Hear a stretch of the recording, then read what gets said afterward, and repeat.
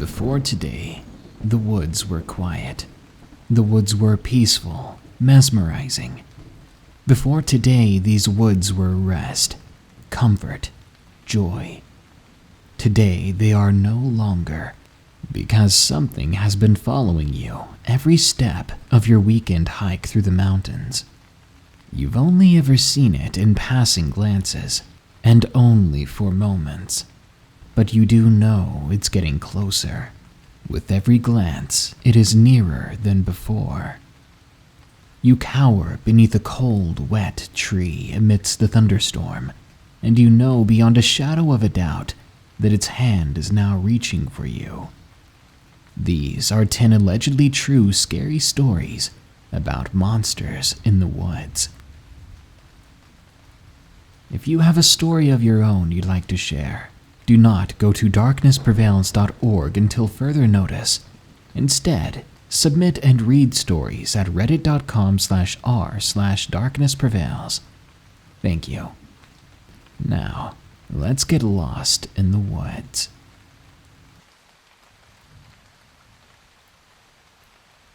Possible Skinwalker. From Madelynn. Location: Colorado. My family has lived near the Colorado mountains all my life, so naturally, we save up all our money to rent a cabin in those mountains before it gets too cold to handle. This had become the routine. However, this year, we had rented a different cabin than usual. This one was miles away from anywhere. We arrived in the middle of the day, so everyone was busy unpacking for the night. Feeling bored, I wandered off. No one really worried too much about me. As I mentioned, we had gone to cabins for years, and I hadn't been eaten by a bear yet. As I walked, I approached a tall tree line that I could hardly see into. In front of the trees were a couple of small animal bodies, which I don't recall being disturbed by, but that may have been because I didn't have time to react, as only seconds later, I heard a deep but faint growl coming from the tree line. My father had warned me about what to do if I heard something like this in the wilderness. He said not to make too much noise and to simply back away slowly. Before I had the chance to take a step back, I heard my brother's voice, yet at the same time it wasn't his voice. It sounded as if someone had been tampering with a tape recording, because it sounded layered, distorted. The things the voice said were wrong, like something poorly imitating a human's voice and speech patterns. This is what I heard. "Sister, come here, I need help." It was like someone had just learned a foreign language. Being immature for my age, I still knew something was wrong, and I began to back away just as my father had taught me to. The voice huffed like it was frustrated with me, and it became more deep, more twisted, more disturbing. It called out again. "Please, I need help. It hurts." It still sounded like someone poorly acting, or someone who did not understand emotions properly. It was more angry sounding than afraid or hurt. I knew I should have listened to my father, but I was beginning to panic, and I could not take it anymore. My body gave in. I turned into a full sprint as fast as my small legs could carry me. I heard the voice about halfway toward the cabin, but at some point, it just stopped. But I must have been too scared to notice. I reached the car where my dad and brother had been unpacking. I stayed close to them, but I did not utter a word. I never went back to look for tracks. I never went close to that tree line. I never even left the cabin until it was time to go home. It was only 5 years later that I began to tell friends, not my family. I ended up having another experience 2 weeks ago. I was exploring a wooded area near my friend's backyard, and I heard the same style of voice again, and once more, it was trying to mimic my brother's voice. Sister, come here. I need help. My brother is in the Air Force, and he has been stationed there, out of state, for 2 years. Knowing the whole story from 5 years ago, my friend grabbed me by the wrist, and we both ran back into her home, shaking with fear and trepidation. Whatever it is has given me a fear of the woods, and that is unforgivable.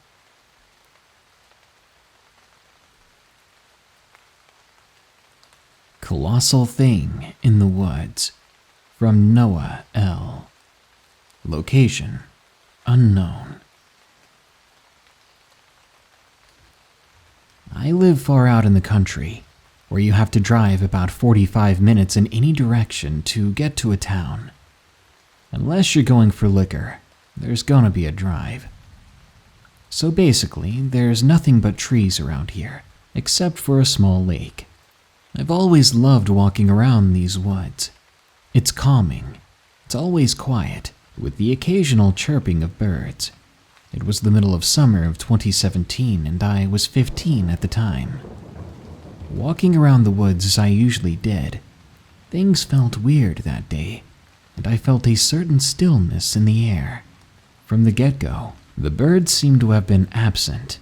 There was no sound save for a light wind. I ignored it. This was nothing to be scared of, I thought, and certainly nothing would scare me out of my own woods. Keep in mind, it was 9:30 p.m. The sun was finishing its descent.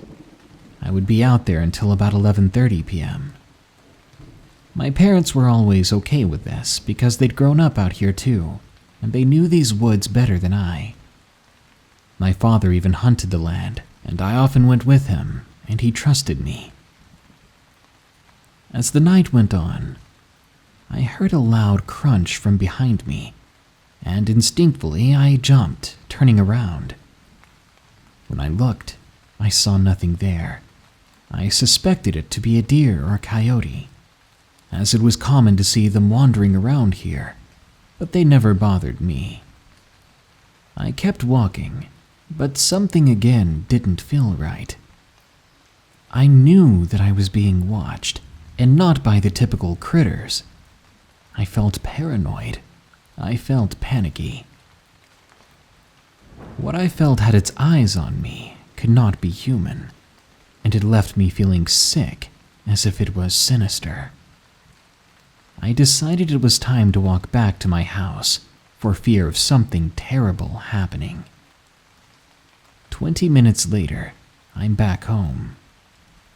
I went to bed as usual, but I ended up waking up in the middle of the night. I looked at my clock. It was 3 a.m. Exhausted, I got up, looking outside the window at the trees surrounding my house. I scanned the woods, but saw something. Brilliantly yellow eyes reflecting the moonlight back at me. It wouldn't have been so bad if those eyes weren't 7 feet off the ground. Because initially, I assumed it was a deer or coyote, but now I knew better. This was not something even remotely close to human or animal. Perhaps it was something in between, or something far off. I stared at them, unable to move, until the eyes blinked and left. I stayed up that night, afraid that something was going to approach my window. I lay awake, wondering what the eyes belonged to. The following day, I decided to be dumb me and go out in the woods again. It was Sunday night. I was out the same time I had been before, around 9:30 to 11. Every so often, I heard footsteps behind me. Not the normal light footsteps that you could only occasionally hear if you focused. These were huge, loud, obvious. I instantly thought of the thing I saw last night. I turned around to head back home, but I soon heard another crunch, and I turned again to see what it was. Though I had come out here to look for clues of what this creature may have been, I was not expecting to turn and see it right in front of me.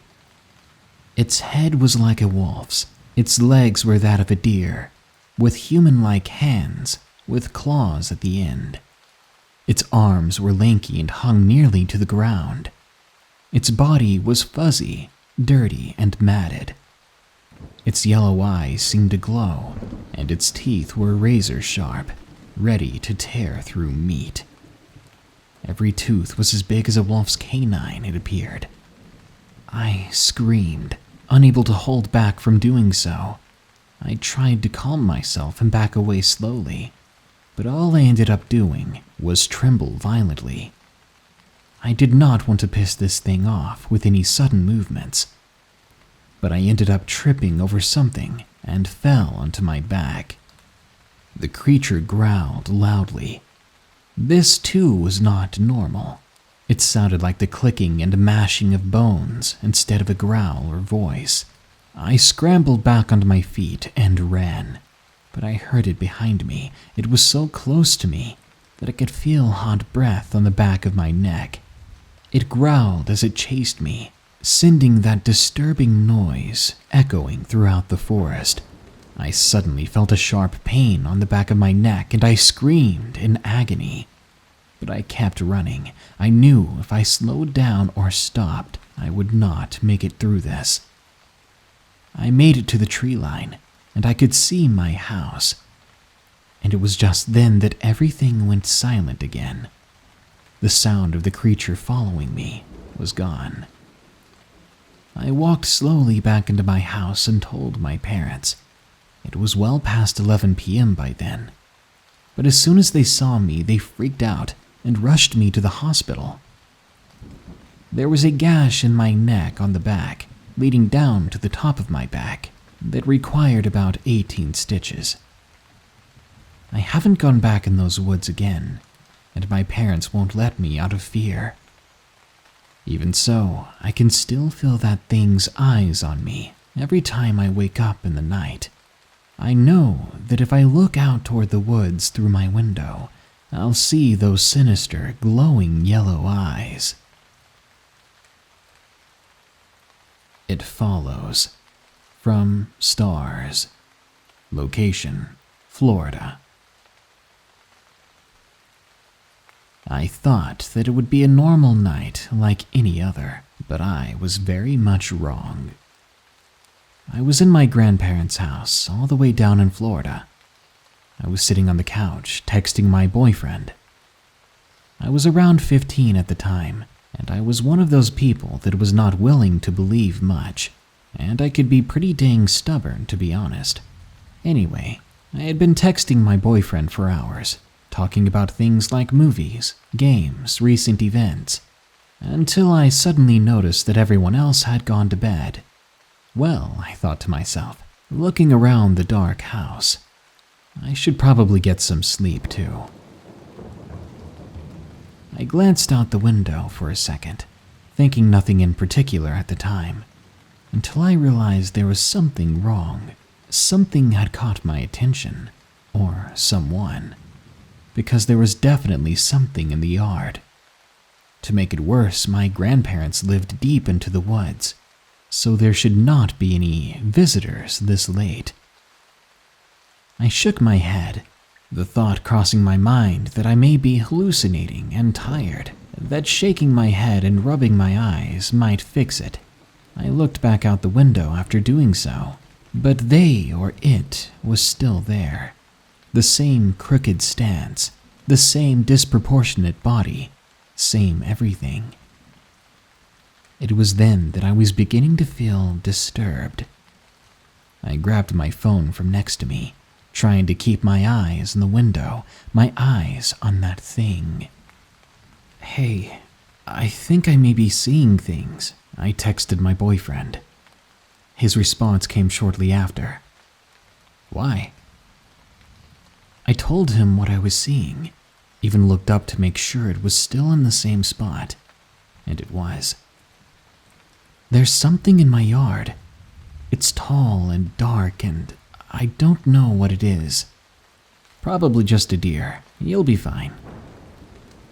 He didn't think I was being truthful.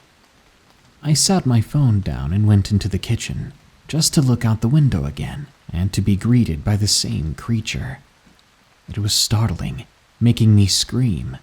I fell into the floor in a panic, crossing my arms over my head and began to hyperventilate.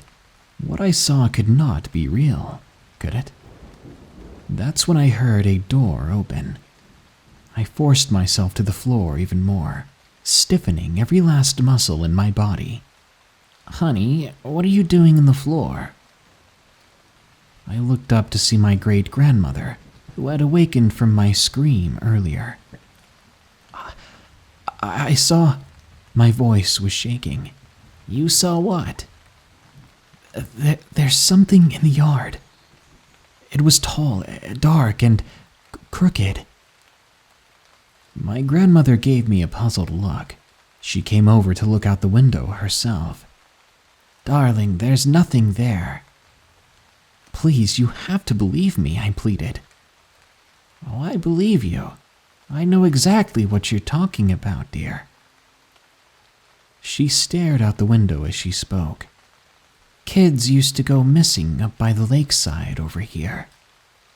We used to see something like that all the time, but it never really bothered us.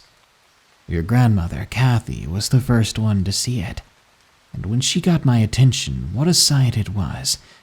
Horrifying, I'll tell you what, but from then on it happened so often that we named it."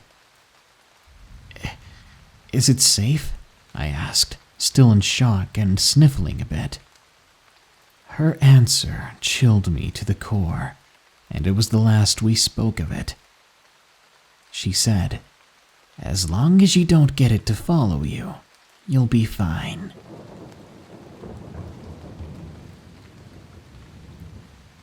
Rougarou Wolf from Darmie D. Location unknown.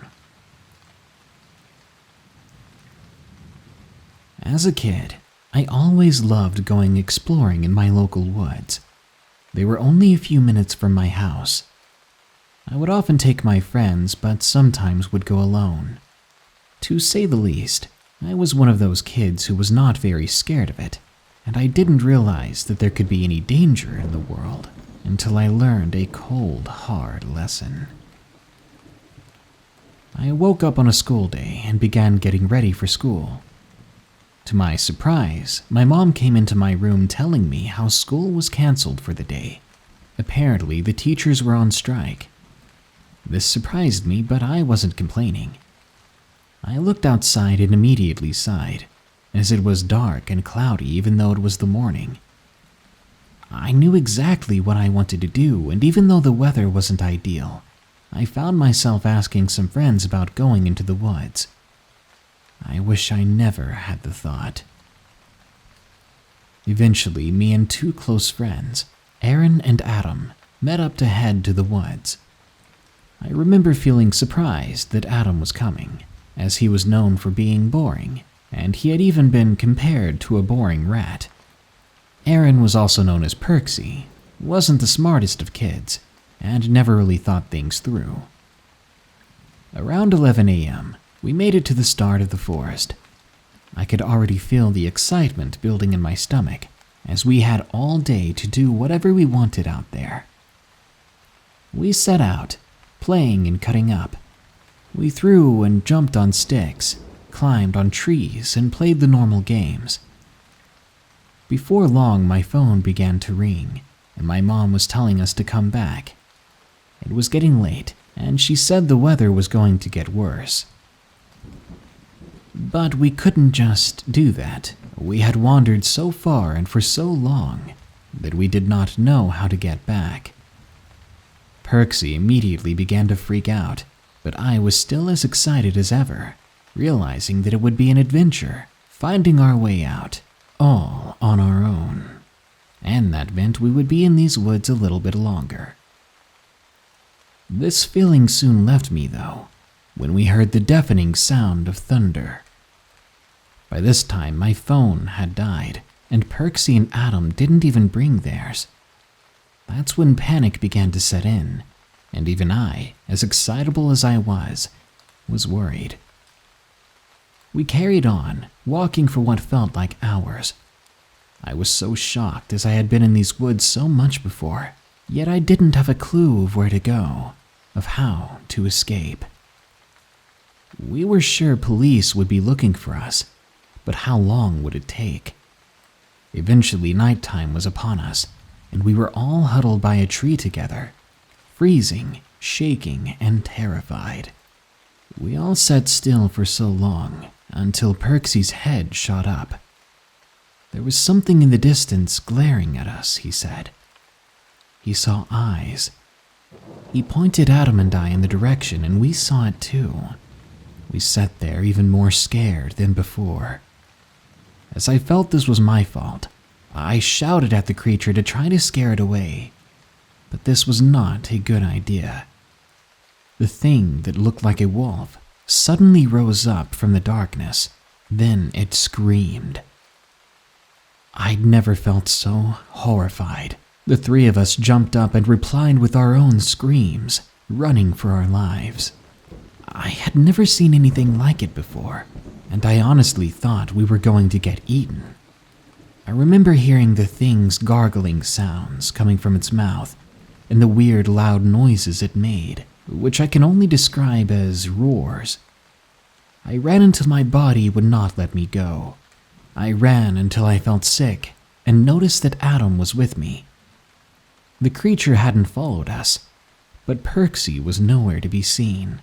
I wanted to desperately call out for my friend, but I hate to say that I was too terrified to utter a word.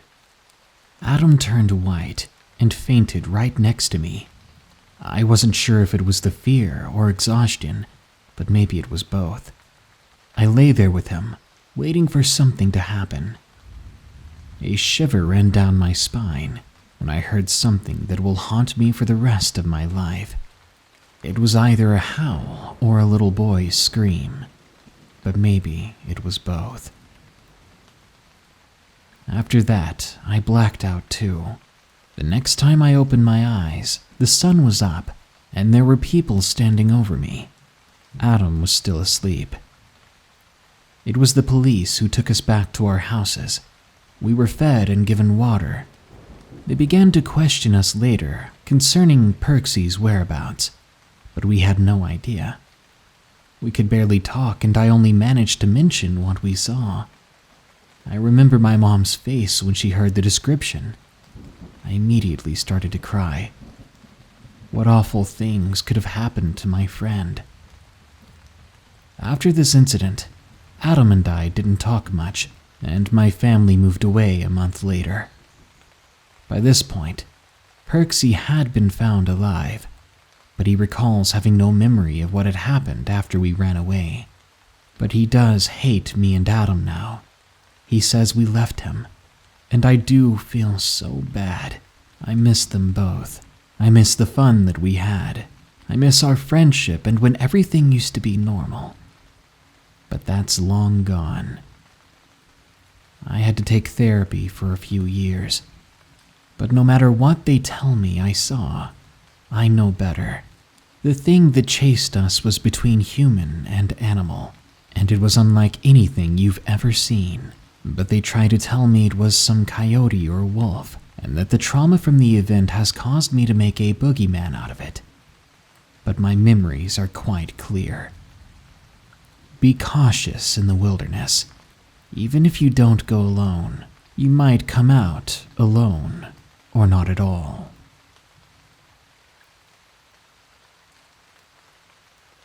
Something in the Woods, from Nathaniel C. Location: Mount Lemmon, Arizona.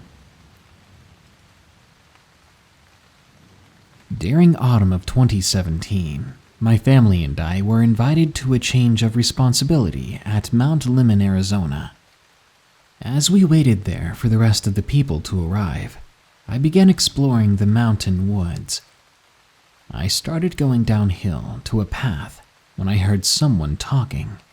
I looked to my left and saw a person who asked me, "Are you lost?" I shook my head, but then he told me that I should go back to my family because it wasn't safe. I ignored him and told him I'd be fine, then continued along the path. As I went deeper into the woods, it became harder to walk. The path had been made for snow sports, and I guessed that when the snow left, it was harder to walk in. I continued going down until I saw something strange. It was covered in white and looked massive. It stood about 20 yards away from me. I quietly began to walk towards it to get a closer look. I watched it the entire time I went down, getting closer. Whatever it was, I could see it breathing, its chest and body heaving slowly up and down. But literally, the moment the tree passed over my vision and my view of the creature returned, it was gone. How something that big disappeared so quietly and so quickly? It was impossible. It didn't make sense. After a while of standing there in disbelief, I decided to go back. I had been gone about 30 minutes upon returning, but as I came back into view of the ceremony area, I saw that my family and a lot of other people had disbanded into the woods and began calling my name. I went up to them, to which they embraced me and scolded me. I didn't know what was going on. My mother told me not to run off like that. I asked for an explanation and she told me that I had been gone for 4 or 5 hours. There was no way that was possible. I had literally just left. I have no idea what happened that day on Mount Lemon, but I can say that it has terrified me and made me wonder where the time went. I wonder, does it have anything to do with that giant white creature, or is it all just a terrifying coincidence?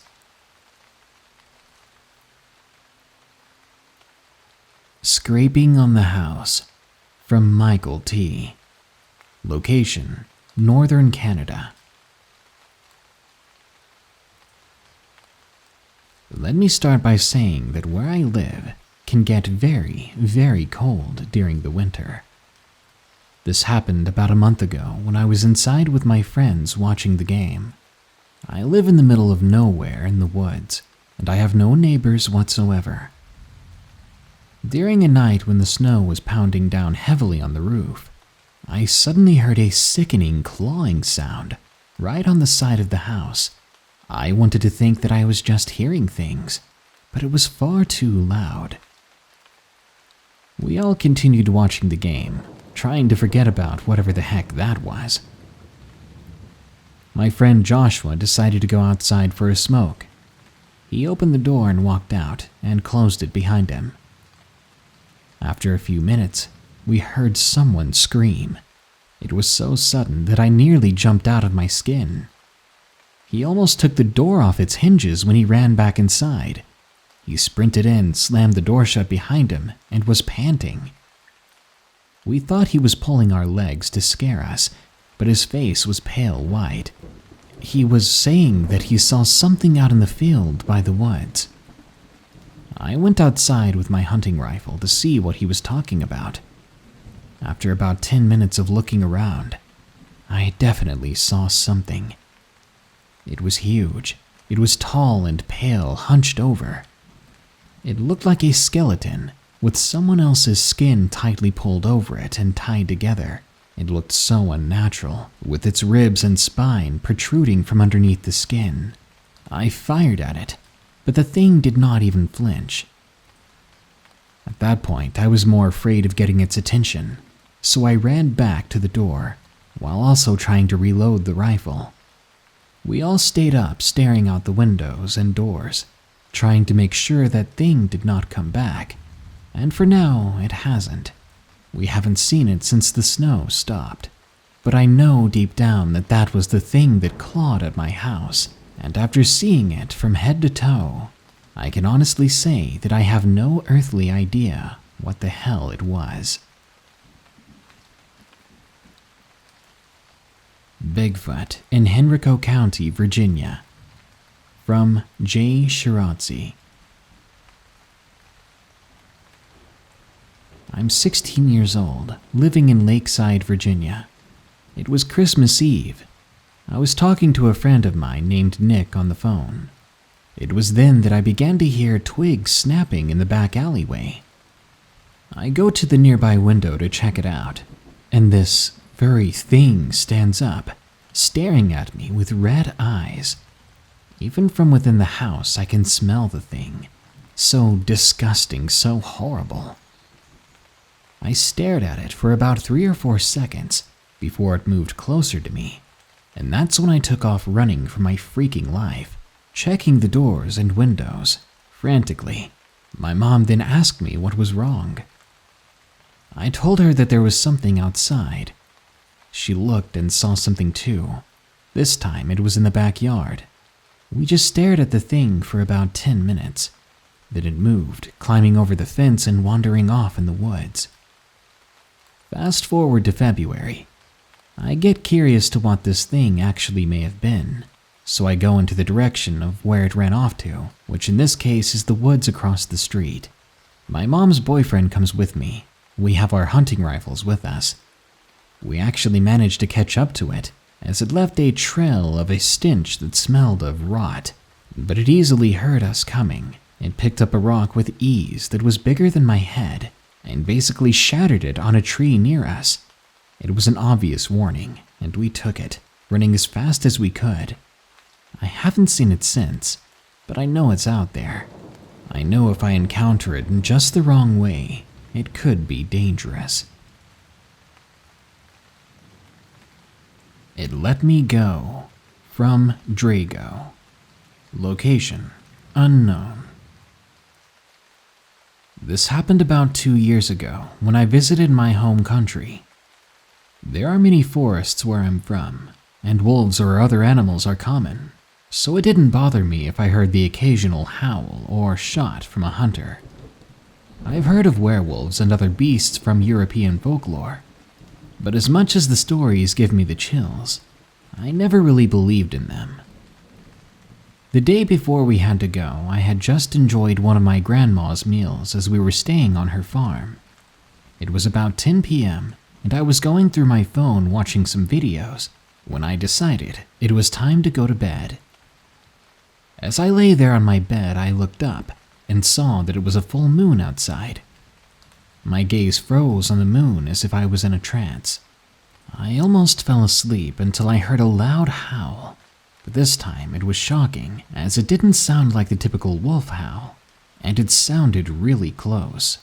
Suddenly, 3 loud shots rang out, and they sounded as if they were just outside. There was a loud scream following shortly after, and then I saw it just outside my door. The way the house was, my bedroom had a door leading to the room and leading outside, and there was a small glass square on that outside leading door, so you could see outside through the top. When I saw the face of an angry-looking wolf looking through that glass, I was petrified. No wolf was that tall. A person standing on 2 legs would have trouble peeking his eyes at the glass, but I saw its eyes clearly. Blood red, with thick dark fur surrounding its body. I held my cross close to me and looked back at it. I told it to go away in the name of God. I swear to God I saw it smile, and then it walked away. The next morning I looked at my door and saw 3 claw marks in it. I didn't bother telling anyone since they wouldn't believe me. Strange things happen in my country, and this was the strangest thing yet. My 7th grade camping trip nightmare. From TeraLovesYouTube. Location unknown. Last year I was in 7th grade. We took a camping trip for a few days. The moment we began setting up tents and getting into our hiking teams, something felt eerie to me. Then again, I hadn't gone camping all that often, so I pushed it aside. The day went on with us hiking a few hikes, and when we got back from our hikes, we began a fire, rife with marshmallows and scary stories. After we all went to our tents, I was on my phone for a little bit, before trying to get some sleep. After about 15 minutes, I opened my eyes and saw shadows on the tent wall. But I figured it was the fire outside making things look exaggerated. After that, I fell asleep. The following day was the same as the last, hiking day and night. Just like the night before as well, I could not go to sleep quickly. After 15 minutes of trying, I opened my eyes again, but I saw the same type of shadows. This time, though, they were cast by the moon because the fire was out. I closed my eyes for 5 minutes, then opened them again to see the figure now crouching outside my tent. It started to circle it until it stopped in front of the tent zipper. I was terrified. I closed my eyes again and tried to fall asleep. When everything went quiet, I finally did. In the morning, I was standing outside the tent waiting for my friend to get out, and when I looked down at the ground, I saw footprints that were not human. I didn't say anything to my friends or classmates, and later that day we went on a 3.5-mile hike. We were separated into 3 groups, a group of fast hikers being the first group, a group of average speed hikers for the second, and a group of the slowest folks being the last. We were a little more than halfway done with the hike when we stopped at a little stream to cool down and look at. I was sitting on a fallen tree when I looked into the forest. I saw behind one of those trees a tall, dark figure. I thought that I was hallucinating because of dehydration from running out of water or from being tired. I looked away, then looked back, and it was gone. On the way down, about a quarter of the way, I saw the same thing, but closer to the trail. I was now convinced that what I was seeing was real, and I felt terrified the entire way back down. The night was fine and the next day was normal, and I didn't tell anyone from my school about this. We have another camping trip coming up, and I'm not sure I want to go if I'm going to run into something like that. The Creature on My Family's Cabin, from Shadow Shogun 15. This story happened about 3 years ago at my family's cabin in Michigan. We were having a family reunion during Christmas break. My brother and I were talking and drinking around the fire until, crack, something broke that sounded like a tree. "The heck was that?" I asked, giving my brother a confused look. He shrugged. "You boys and I should go take a look," my dad said, grabbing his rifle. "Dad, why would you need your rifle?" my brother asked, but he got no response. We walked outside into the snowy night. Then we walked around the back of the cabin where the sound had come from. We didn't see anything yet, but we did hear something. A strange howl scream noise, and then my brother practically screamed. "What in God's name is that?" That's when we saw it step out of the woods, a tall, pale creature with a skull-like head and red fluids dripping from its mouth. None of us said anything. We were frozen in fear. It stared with its deep, hollow eyes. That's when we heard the boom of my father's rifle. That snapped us out of our trance and sent the creature running away. We did as well, running back to the cabin. We said nothing to our family members, and after some time we tried to get some sleep, but I was too creeped out by the window next to me. I thought that at any moment that thing would come back and stare at me all night. God, that was a creepy experience. The woods is simultaneously my favorite place and the most creepy place you can think of. Where better to hide away from people, while also having a great spot to spy and wait for victims. The woods are good for all sorts of things, from hiking, fishing, hunting, and even being devoured slowly. I highly recommend the last. So, beware the woods, unless you're seeking the most terrifying monster in existence. Then you're completely welcome to come on in. Good night. If you enjoyed this episode, be sure to like, share, comment, and subscribe. If you want to share your story, you can share it with the community at reddit.com/r/darknessprevails. If you want to support the show, you can go to patreon.com/darknessprevails or check out our merchandise at teespring.com/stores/darknessprevails. Now, as usual, here are my 5 favorite early comments from the previous video about 20 scary ghost stories. Darren Peterson says, "First, finally. I've been waiting for years to get first. Well, I think a congratulations is in order. You've won the chance to come to my house and read me a kid's bedtime story. For some reason, most people don't take me up on that offer. Oh well."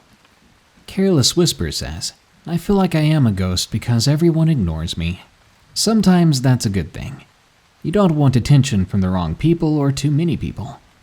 I don't believe in the whole all press is good press kind of thing." Britannia Willis says, "I swear my unborn child knows your voice. She gets excited and starts kicking every time she hears you. My fiancé and I go to bed listening to your videos every night. So yeah, you've got a tiny fan." Uh-oh, sounds like we have a future horror narrator on our hands. What are you gonna do when she goes out with the camera looking for ghosts and monsties? Even though that sounds really awesome. Santana Legacy says, "You're just in time to help end my day." No joke, I thought that said end my life for some reason. You scared me for a second there. And Forlorn Bat says, "Ghost stories are the best. I've been waiting for another. I've actually been looking forward to La Llorona soon." Me too. They need to make a movie on all these urban legends and monsters. I know my Discord people really want a Wendigo movie where the Wendigo is the main antagonist. But I don't think that's gonna happen. We'll see. Well, that brings us to the end of this Darkness Prevails episode.